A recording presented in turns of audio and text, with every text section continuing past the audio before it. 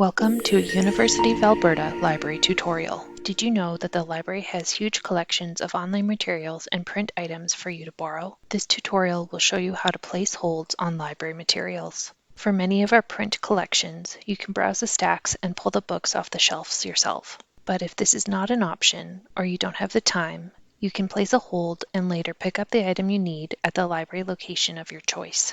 You can also place holds on items that are checked out. If the book is available and at a location that is close to your pickup location, the turnaround time for getting your holds can be quite quick. However, if the book is checked out or needs to travel from a library outside of campus, it will take longer.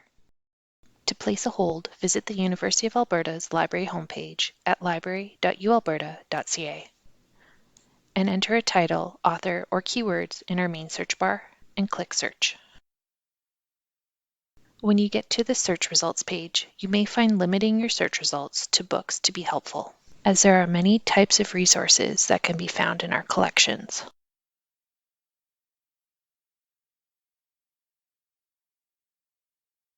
Please note that course materials cannot be placed on hold. Once you've found a book that you're interested in, click the green Place Hold button. Then click Login with your CCID and enter your CCID and password. Select your pickup location from the drop-down menu and click Place Hold.